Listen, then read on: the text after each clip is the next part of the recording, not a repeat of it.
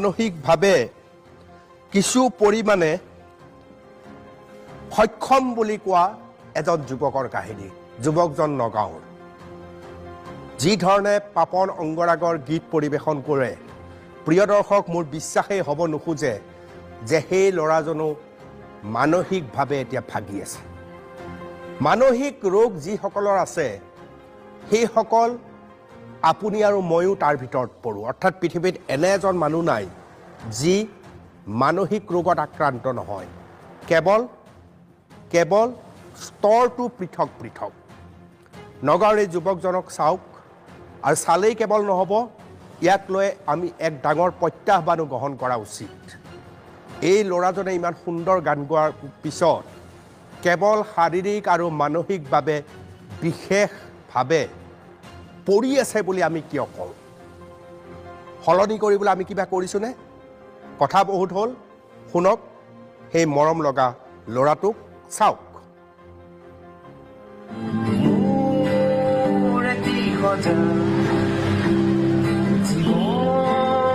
ছবি থকা ফুল ফুলা ছবি থকা ভূত বিচাৰি জীৱনে কয় সপোন আজি মোৰ চকু পানী মোৰ এটি সজা জীৱন ছবি থকা ফুল ফুলা ছবি থকা তুমি এজাক বৰষুণ হোৱা হলে ময়ো হলোহেঁতেন নৈ। তুমি এজাক সপোন হোৱা হলে ময়ো গলোহেঁতেন বৈ। উৰি যোৱা পক্ষী যাকে কানে কানে আহি কলে আঁকি লবানে ছবি।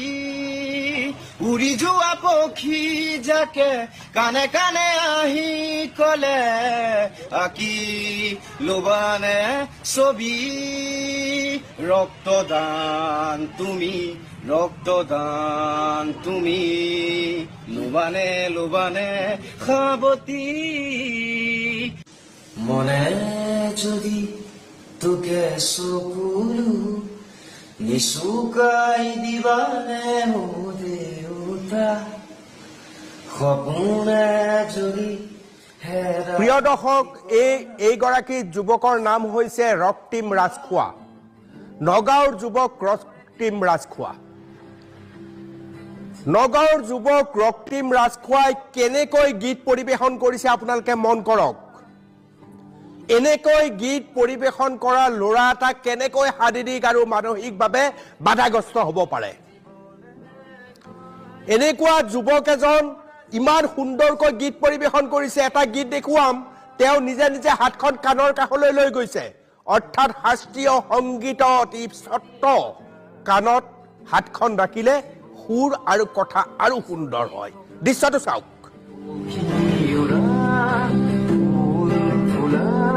ছবি থকা তুমি এজাক বৰষুণ হোৱা হলে ময়ো হলোহেঁতেন নৈ। তুমি এজাক সপোন হোৱা হলে ময়ো গলোহেঁতেন বৈ। উৰি যোৱা পক্ষী যাকে কানে কানে আহি কলে আঁকি লবানে ছবি। উৰি যোৱা পক্ষী যাকে কানে কানে আহি কলে আঁকি লবানে ছবি। ৰক্তদান তুমি ৰক্তদান তুমি লোবানে লোবানে সাৱতী। মনে যদি তোকে চকুলো নিচুকাই দিবানে মো দেউতা সপোনে যদি হেৰাই ঠিকনা বিচাৰি দিবা মোৰ এটি সজা জীৱন ছবি থকা যুৱকজন যদি শাৰীৰিক আৰু মানসিকভাৱে বাধাগ্ৰস্ত হয় তেতিয়াহ'লে ইমান গীত কেনেকৈ তেওঁৰ মনত আছে ভাৰ্গৱ মোৰ লগত আছে আৰু শেহতীয়াভাৱে আমাৰ হাতত পৰা তথ্য মতে এটা ৰিহেব চেণ্টাৰলৈ গৈছে এই যুৱকজন ৰক্তিম ৰাজখোৱা যিটো ৰিহেব চেণ্টাৰত গৈছে তাৰ গৰাকীৰ সৈতে আমাৰ ফোন লাইনৰ সংযোগ হৈছে প্ৰথমতে ভাৰ্গৱ এই ল'ৰাটো ইমান সুন্দৰ গীত মনত থাকে গায় কেনেকৈ মানসিক আৰু শাৰীৰিক অসুস্থ হ'ব পাৰে মোৰতো সন্দেহ হৈছে হয় অনুপম চক্ৰৱৰ্তী ৰক্তিমৰ কণ্ঠই আচলতে সকলোকে মোহিত কৰি পেলাইছে বিশেষকৈ পুৰণি গুদামত আচলতে চৰ্চা চলিছে কিন্তু যেতিয়াই সামাজিক মাধ্যমত তেওঁৰ যুৱকজনৰ গান ভাইৰেল হ'ল তাৰপিছত দেখা পোৱা গৈছে যে অসমৰ বিভিন্ন প্ৰান্তৰ পৰা প্ৰতিক্ৰিয়া প্ৰকাশ কৰিছে যে শাৰীৰিকভাৱে বা মানসিকভাৱে বাধাগ্ৰস্ত এজন যুৱকে কেনেধৰণে এনেধৰণৰ সুন্দৰ সুমধুৰ গীত গাব পাৰে ইয়াতে মই ক'ব লাগিব যে 8 বছৰ প্ৰায় 8 বছৰ ধৰি হায়দৰাবাদত এটা কোম্পানীত কৰ্মৰত আছিলে যুৱকজন তাৰ পাছতে হায়দৰাবাদতে আচলতে এই যুৱকজনে সংগীত চৰ্চা কৰিছিলে বিশেষকৈ অংগৰাজ পাপন মহন্তৰ অতিকৈ প্ৰিয় আছিলে এই যুৱকজনৰ বাবে প্ৰতিটো গীতেই মুখস্থ কৰিছিলে সেই সময়ত তাৰ পাছত কিন্তু তেখেতৰ শৰীৰৰ অৱস্থা বা মানসিক অৱস্থা কিছু দুৰ্বল হ'ল যাৰ ফলত পৰিয়ালৰ লোকে তেখেতক এই যুৱকজনক পুনৰ চলচলিৰ বাসগৃহলৈ লৈ আহিবলগীয়া হ'ল কিন্তু অতিকৈ পৰিতাপৰ বিষয় যে আচলতে চিকিৎসাৰ অভাৱত যুৱকজনৰ এক যাযাবৰী জীৱন বুলি ক'ব লাগিব বিভিন্ন প্ৰাণ অঞ্চললৈ যায় চাপানালা কুণ্ডলৈ যায় বা পুৰণি গুদামৰ বিভিন্ন প্ৰান্তত গৈ এনেধৰণে নিজৰ গানবোৰ সচুৰে আচলতে তেখেতে আওৰাই থাকে আৰু তাকে দেখি মানুহ আচলতে সেই গানৰ প্ৰতি মোহিত হৈ পৰিছিলে অনুপম চক্ৰৱৰ্তী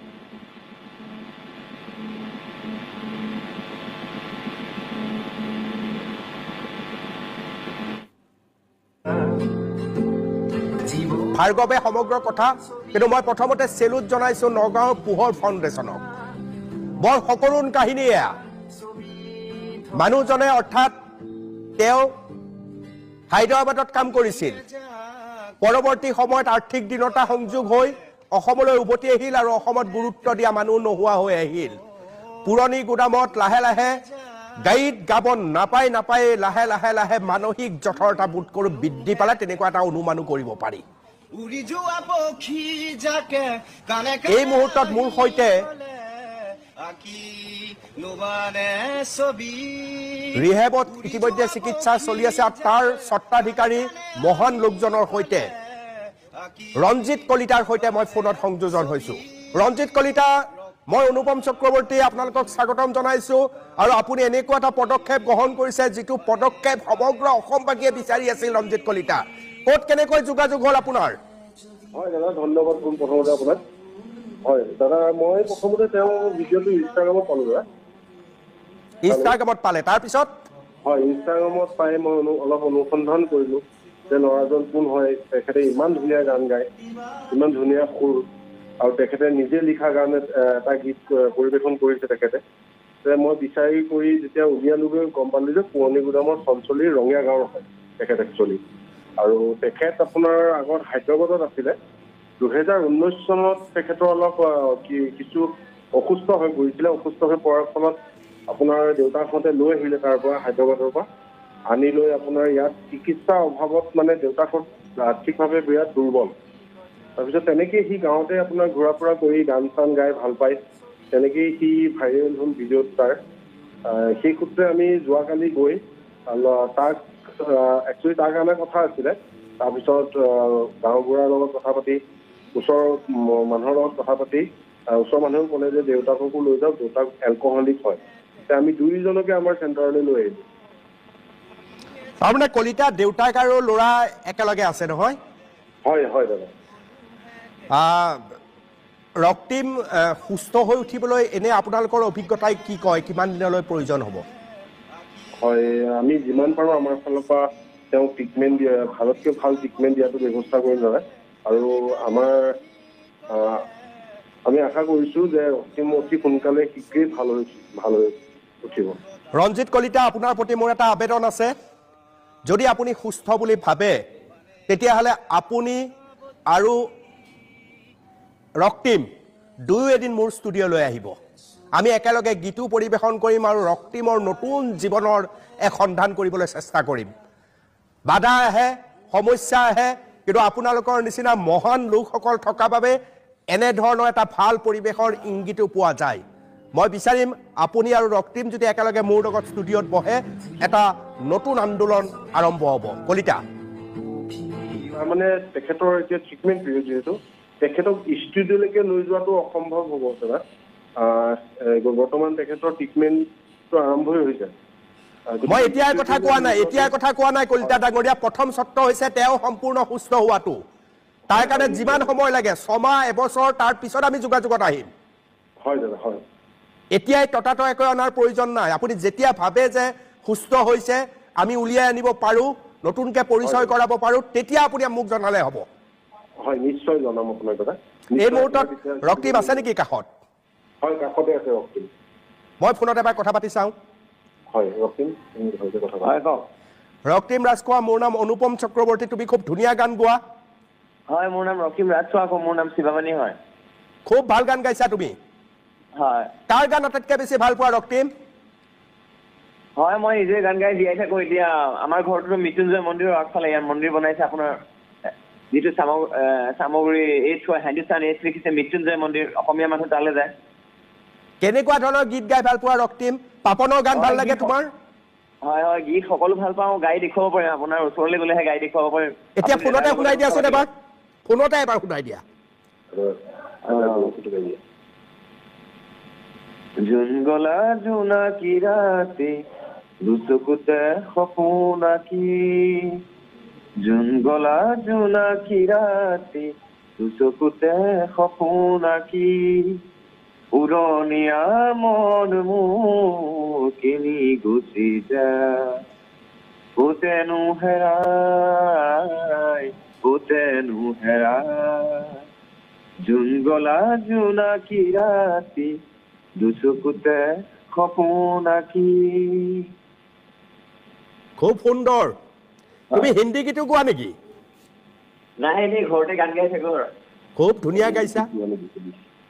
ঘৰতে যি শুনি থাকো আৰু, যেনেকে জুবিন গাৰ্গে গাই, আকৌ আগ্ৰা পাপন মহন্তে। তুমি জুবিন গাৰ্গৰ গীত ভাল পোৱা? ভাল পাওঁ। চাওঁ এটা শুনো। বুকুতে বুকুখন থৈ কোনেনো কান্দে, শদিয়াৰ কোলাতে বহি, বুকুতে বুকুখন থৈ কোনেনো কান্দে, শদিয়াৰ কোলাতে বহি। হ'ব, লিখি লৈ পেলাই গাম দিয়ক। হয়, বহুত বহুত ধন্যবাদ। হৈ যাব। কলিতাক ফোনটো দিয়া। ৰক্তিম, ৰঞ্জিত কলিতা, বহুত বহুত ধন্যবাদ। যেতিয়াই সুস্থ হয়, এবছৰ পিছতে হওক, আমি কিন্তু সাক্ষাতত আহিম। কলিতা, বহুত বহুত ধন্যবাদ। এয়া আছিল ৰক্তিম ৰাজখোৱা। নৱজ্যোতি আমাৰ চামগুৰি সাংবাদিক, যি প্ৰথম ৰক্তিমৰ প্ৰতিভা উন্মোচন কৰিছিল, সম্ভেদ দিছিল। ৰক্তিম ৰাজখোৱাৰ কণ্ঠ শুনিলে, ফোনত আমি পাতিলোঁ। এতিয়া নৱজ্যোতিৰ কাষলৈ গৈছোঁ, চামগুৰি। নৱ, তুমি খুব ডাঙৰ কাম এটা কৰিলা আৰু গাঁৱৰ মানুহেও চাগে যথেষ্ট মৰম কৰিছে। আচলতে কোন কোন আছে? হয়, চাওক অনুপম চক্ৰৱৰ্তী, আমি প্ৰথমতে এই যিটো ৰক্তিম ৰাজখোৱা বুলি ল'ৰাজন আছে, ল'ৰাজনক আমি প্ৰথমতে NKTV দৰ্শকক কিন্তু চবৰ প্ৰথমতে বুলি ক'লেও চাগে ভুল নহ'ব। বিশেষকৈ নৱেম্বৰৰ 17 তাৰিখ মোৰ আজিও ডেটটো মনত আছে। আমি চাপানাগাঁৱলৈ গৈছিলোঁ এটা বাতৰি সন্ধানত। তেতিয়া আমি আচলতে ল'ৰাজনক চাপানাগাঁৱত লগ পাইছিলোঁ। লগ পাই কিনে মই এটা ভিডিঅ' কৰিছিলোঁ, সৰু ভিডিঅ' এটা। ভিডিঅ'টো কৰি আমাৰ পেজত দিছিলোঁ, আমাৰ অফিচত দিছিলোঁ। তাৰপিছতে নিউজটো আচলতে ভিডিঅ'টো কিছু সংখ্যক ভাইৰেল হৈছিলে। ভাইৰেল হোৱাৰ পিছতে দেখিবলৈ পাইছিলোঁ আমি সামাজিক মাধ্যমতে, কিন্তু বহুতো যি ল'ৰা লোকসকল আছে সকলোৱে ভিডিঅ'টো আচলতে ডাউনলোড কৰি দিছে, বা যোন মানুহে লগ পাইছে পিছৰ সময়ত তেখেতে কিন্তু সেই ভিডিঅ'সমূহ তেওঁলোকে সামাজিক মাধ্যমত দিছে। তাৰ পিছতে আজি ৰক্তিম ৰাজখোৱা পৰা আজি এনেধৰণে এটা বাতৰি হ'বলগীয়া হৈছে। কাৰণ ৰক্তিম ৰাজখোৱাৰ যি কণ্ঠ আচলতে সেই কণ্ঠটো সঁচাই সকলোৱে মনোমুগ্ধ কৰি তোলে। আচলতে আমি তাক 17 তাৰিখে যেতিয়া আপলোড কৰিছোঁ তাৰপিছত মই আকৌ লগ পাইছিলোঁ ল'ৰাজনক চাপানালত। তাৰপিছত আমি তেখেতৰ লগত কথা পাতিবলৈ চেষ্টা কৰিছিলোঁ যে ৰক্তিম তুমি কি কৰা, কেনেকে কি হ'ল, গোটেইখিনি কথা পাতিব বিচাৰিছিলোঁ লগত। এতিয়া সঁচা কথা ক'বলৈ গ'লে ল'ৰাজনে কিন্তু আমাক ভালদৰে উত্তৰ দিব পৰা নাছিলে। তেখেতে এটাই কৈছিলে গানেই মোৰ জীৱন, গানেই মোৰ জীৱন, মই অকল গান গাই চলো, গান গাই চলি থাকিম। আমি কৈছিলোঁ যে তুমি পঢ়া শুনা কিমান কৰিলা, কৈছে তেখেতে তেতিয়া আমাক কোৱা মতে আচলতে তেখেতে গ্ৰেজুৱেশ্যন কৰিলোঁ বুলি কৈছিলে। সঠিকটো আমি গম নাপাম, তেখেতৰ ঘৰৰ লগত কথা পাতিলে। কিন্তু 19 চনৰ পৰা তেনেকৈয়ে আছে ৰক্তিম, 19 চনৰ পৰা ৰক্তিম ৰাজখোৱা তেনেকৈ আছে নৱ। আৰু তোমালোকে গম পালা 24ত নহয় জানো, 25ত নহয় জানো? এতিয়া 2019 চনৰ পৰা কিন্তু ল'ৰাজনৰ প্ৰতিভা, যি প্ৰতিভাটো আছিলে আচলতে ক্ষুপ্ত প্ৰতিভা বুলি ক'ব লাগিব, সেই প্ৰতিভাটো কিন্তু প্ৰকাশ হোৱা নাছিলে। তাৰপিছতে যিহেতু 2024 চনৰ 17 নৱেম্বৰ বুলি ক'ব লাগিব, যিহেতু জানুৱাৰী ডিচেম্বৰ মাহ আহিলে পিকনিকৰ সময় আহে, বনভোজৰ সময় আহে, চাপানালৈ বনভোজকাৰী দলসমূহ আহে। আমি সেই সংক্ৰান্ততে আচলতে গৈছিলোঁ নৱেম্বৰৰ 17 তাৰিখে। যোৱাৰ পিছতে আমি ৰক্তিমৰ মাতৃ নাই, ৰক্তিম এটাই ল'ৰা আছিল নেকি ঘৰৰ? পিতৃ আৰু পুত্ৰহে আছে আৰু কোনো নাই, কি কথা কিবা খবৰ? চাওক অনুপম চক্ৰৱৰ্তী ডাঙৰীয়া, আমি ইতিমধ্যে তেখেতৰ ঘৰৰ মানুহৰ লগত চেষ্টা কৰিছোঁ কণ্টেক্ট কৰিবলৈ, তথাপিও খালি আমি তেখেতৰ পিতৃকে লগ পাইছিলোঁ। পিতৃৰ লগতে আমি কথা পাতিছিলোঁ, তেখেতে আমাক গোটেইখিনি জানিব দিছে। ইতিমধ্যে আপুনি জনাইছে বা আমাৰ যি নগাঁৱৰ সাংবাদিকগৰাকী আছে ভাৰ্গৱ হাজৰিকা দা, তেখেতে আমাক জনাইছে যে তেখেতে হায়দৰাবাদত থকাৰ অৱস্থাত কিন্তু এনেকুৱা ধৰণৰ এটা ঘটনা হৈছিলে, তাৰপিছতে আহিছিলে। তাৰপিছত কিন্তু ল'ৰাজনে এনেধৰণে তুমি অলপ খবৰ ল'বা নৱজ্যোতি, তুমি অলপ খবৰ ল'বা, গাঁওবাসীৰ মাজলৈ যাবা, নিজৰ মাটি বাৰী আছেনে নাই, কি কথা কি বতৰা। আৰু মই ভাবোঁ যে এজন সাংবাদিক হিচাপে এই ৰঞ্জিত কলিতাৰ কাষলৈও তুমি মাজে মাজে গৈ ৰক্তিম ৰাজখোৱাৰ খবৰ ৰাখি থাকিবা। কেৱল বাতৰি দিয়াটো এটা সাংবাদিকৰ দায়িত্ব নহয়, বাতৰিৰ লগতে কিছু সামাজিকভাৱে দায়বদ্ধ হোৱাটো এজন সাংবাদিকৰ দায়িত্ব। নৱজ্যোতি, বহুত বহুত ধন্যবাদ জনাইছোঁ। প্ৰিয় দৰ্শক, ৰক্তিম ৰাজখোৱাৰ গীতকেইটা আপোনালোকে শুনক। এটা বিৰতিৰ পিছত আকৌ আহি আছোঁ।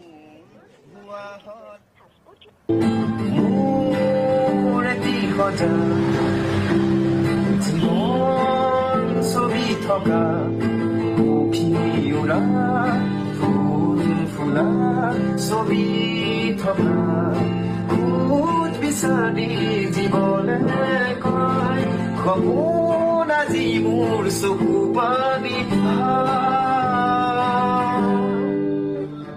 মোৰ এটি সজা জীৱন ছবি থকা পক্ষী উৰা ফুল ফুলা ছবি থকা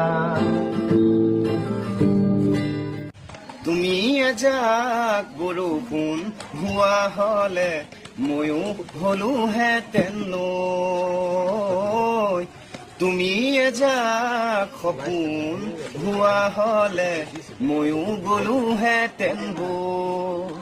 উৰি যোৱা পক্ষী যাকে কানে কানে আহি কলে আঁকি লবানে ছবি, উৰি যোৱা পক্ষী যাকে কানে কানে আহি কলে আঁকি লবানে ছবি। ৰক্তদান তুমি লবানে সাৱতী। মনে যদি তোকে চকুলো নিচুকাই দিবানে ও দেউতা, সপোনে যদি